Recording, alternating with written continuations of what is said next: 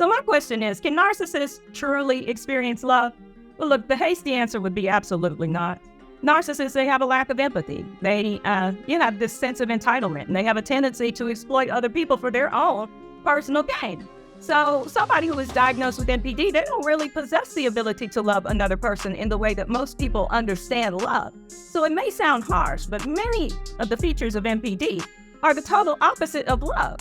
So look, these narcissists tend to show conditional love, and they can act in loving ways, but the display of love, is depending on what they can give in return. So in this video, we're going to take a close look at whether or not these narcissists can actually love, and delve into the factors that may hinder their capacity for genuine love and emotional connection.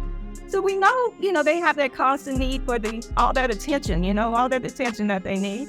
They also have a need for admiration and validation. So it can make it hard for them to give and receive love in a healthy way. So, they're usually used to all those toxic, ways and relationships and the people and the behavior and all of that. So, when we're talking about normal, healthy love, I'm not so sure. So that's what we're going to be looking at today. So look, while they may be able to form relationships, their motivations for doing so are often very self-serving. These narcissists may view their partners as an extension of themselves, or even objects, like toys, rather than separate individuals who have their own needs and desires, have their own feelings, their own thoughts, and everything like that. So these narcissists, they struggle with intimate emotional connections. They have a difficulty in empathizing with their partner's emotions, and they often prioritize their own needs and desires above all else. So they lack emotional connection. They don't know about reciprocity, giving and receiving, equal give and take in their relationships. So we know love isn't self-serving. It's not self-serving. It's not proud. It's not boastful. It's not envious or jealous. A relationship, whether it's romantic or platonic, with somebody who is diagnosed with NPD can be toxic and drama-filled, and in some cases quite traumatic. So in a relationship with a narcissist, you might find yourself being gaslit, love-bombed, manipulated, lied to, lied on, and cheated on. To the narcissist, love is an external source of validation. It's used to boost their own self-esteem. It's not about give and take. It's about what they can get from you. So they don't understand that real love involves reciprocity. Instead, they believe that love is something that they can obtain from a person. It's something they can obtain from a person or an object to use to feel better about themselves. So that could be money, it could be a home, it can be their attention and time, whatever it may be. But they have a skewed idea of what love should look like. To the narcissist, love is an external source of validation to boost their own self-esteem. They don't understand that real love involves give and take. Instead, they believe love is something they can obtain, just to feel better about themselves. So ultimately, the narcissists, they view love as something that's owed to them. And they will usually act with a sense of entitlement in their relationships. Their love depends on their partner's unconditional admiration for them, often leading to toxic and one-sided dynamics that unrequited love. So while it may be possible for a narcissist to develop feelings of love towards somebody, they struggle to maintain lasting relationships due to their lack of empathy and a tendency towards selfishness. When narcissists fall in love, they become obsessed with being adored. They want to be adored. They want to be admired by their partners. So they may shower them with compliments or gifts, or an attempt, to manipulate them through grand gestures of affection. That's that love bombing stage. But look, this is an emotionally charged relationship that's often too intense and unstable, which leads to cycles of ups and downs that can be difficult to escape. So that bond is unlikely to be deep or long-lasting because it is just a surface relationship on the part of the narcissist, okay? So look, let's look at truth number one. Narcissists fall in love with their fantasy of you. Okay, so look, they come up with something in their mind. So the truth is they don't really fall in love with people. They fall in love with their projections of whomever they currently idolize as being the perfect mate, who they thought up as who's their perfect person. They can sound convincingly in love, but that's because they temporarily believe the fantasy version of you that they have created in their mind. So truth number two, narcissists will be disappointed in the real you. Unfortunately, you're likely to mistake their initial infatuation, with that over-the-top fantasy that they have. It's not going to last because it's based on a fantasy. Once these narcissists stop trying to impress you long enough to get to know you, then they're going to become disappointed because you are a real person. Real people have flaws. You're not this made up, princess or Cinderella or whomever they've made up in their mind. So truth number 3, narcissists will want you to change. Yeah, so this narcissist discovers that you're not perfect. You don't embody everything he or she wanted in a partner. So the construction project begins. Your person starts to suggest ways that you should change and become better for them.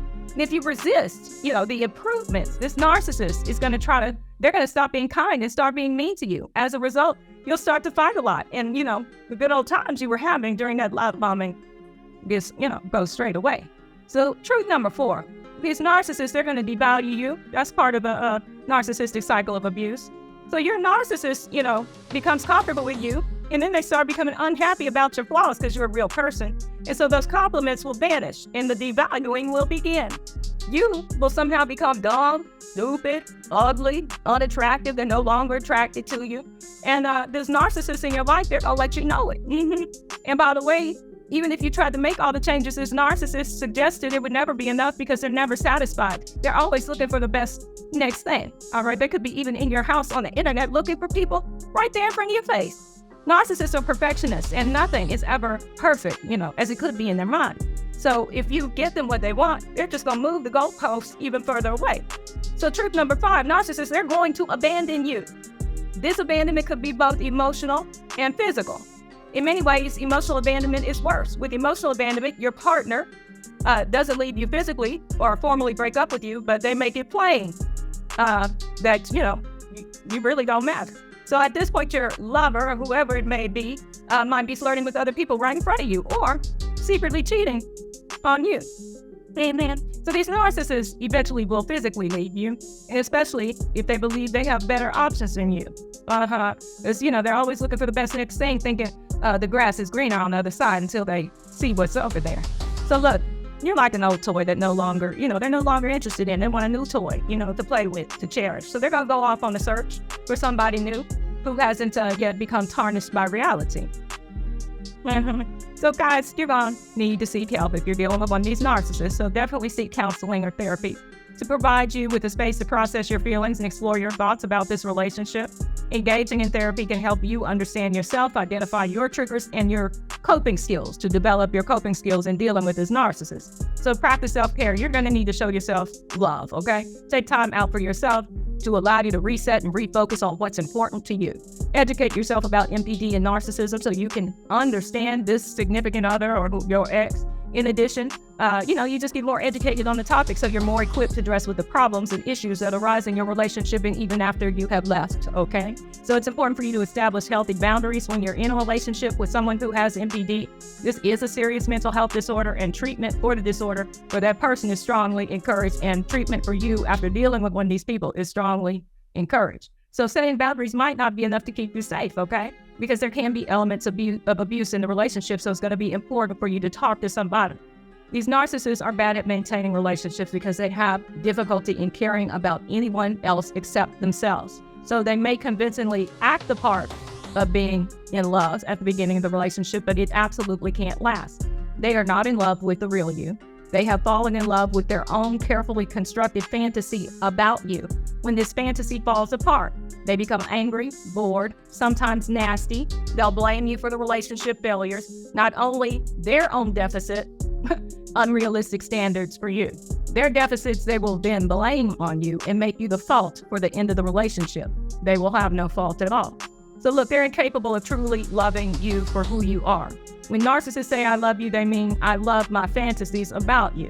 One of the thrill of the dating phase, the honeymoon phase, is that narcissists will find the faults in you and they'll want you to change. If you stay in the relationship, you're going to be either emotionally or physically abandoned or both.